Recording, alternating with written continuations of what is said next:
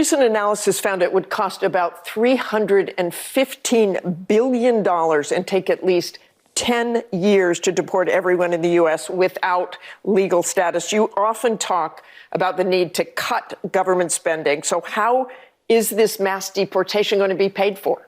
That's ABC News host and establishment media hack Martha Raddatz attempting to trap Republican Representative Byron Donalds with a gotcha question, only to have it blow up in her face moments later. Welcome to Nerk News, I'm Nerkish, and it looks like Trump-loathing pretend journalists have really been working themselves up into a tizzy at the notion of mass deportations. So far, they've done everything from attempting to emotionally blackmail guests and viewers to desperate fear-mongering and out-of-touch claims that avocado prices will rise, and many Americans will have difficulty finding maids and landscapers. Here's Raddatz pretending that she suddenly cares about government spending.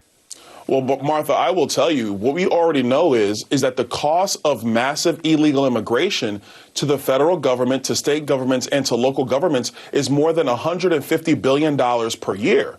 So if you're going to say that it costs us $300 billion over a decade to repatriate illegal aliens to their home country versus the American taxpayer having to pay more than $1 trillion over the same decade to keep those illegal aliens in the United States, that is a savings to the American people. And so it is important that, yes, we are going to have to use resources to repatriate these people back to their countries where they belong.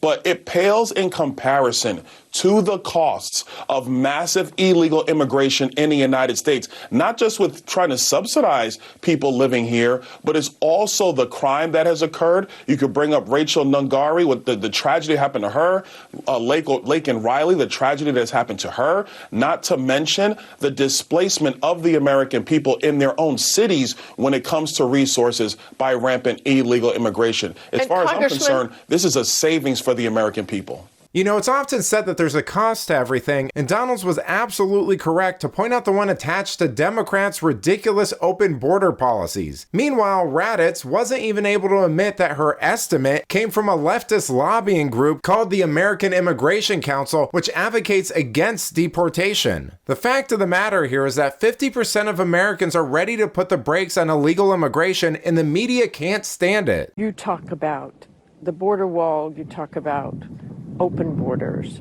I don't think I've ever heard President Biden say, we have an open border, come on over. But people I have heard say it are you, are former President Trump, or Ron DeSantis.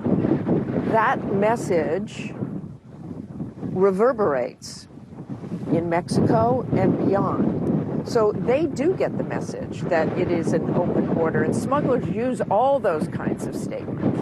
It was known from the time that Joe Biden got elected that Joe Biden supported open borders.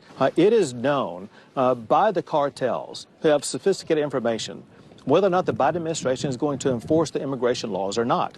Is known across the world, but most importantly, known among the cartels. And how do you play into that? What can you do better? So we have every level of government doing everything we can to prevent people from coming into the country illegally. The incidents were limited to a handful of apartment complexes, and the mayor said our dedicated police officers have acted on those concerns. A handful of problems. Only, Martha, do you hear yourself? Only a handful of apartment complexes in America were taken over by Venezuelan gangs, and Donald Trump is the problem and not Kamala Harris's open border. Americans are so fed up with what's going on, and they have every right to be. And I really find this exchange, Martha, sort of interesting because you seem to be more focused with nitpicking everything that Donald Trump has said rather than acknowledging that apartment complexes in the United States of America are being taken over by violent gangs. You know, stuff like this always seems to be the case with liberals and establishment media hacks. First, they'll try to say that there's no open border policy, and if there is, it's actually your fault. Then they'll shift and admit that it might be happening, but it's not really that big of a deal. Then they finally shift and admit that it's actually happening, but try to spin it and tell you why it's actually a good thing. These people are so dishonest and detached from the concerns of regular Americans that it's like they live on another planet. Raddatz lives in a $2.5 million home in the DC DC suburbs and doesn't feel any of this. Her only exposure to it are the people she treats like servants and exploits for cheap labor, which is why liberals like this try to scare voters into opposing mass deportation by saying out-of-touch things like they won't find nannies, cleaners, or landscapers, completely unaware that most people can't even afford those things. But let me know what you think. What's the greater cost to Americans? $32 billion a year for 10 years, or completely unfettered immigration and the disastrous consequences of letting millions of undocumented people pour into your country? Let me know in the comments, and if you enjoyed this video, please give it a like and subscribe to the channel. That stuff really does help us out. Until then, this has been Nerk News. Thanks for watching. Bye!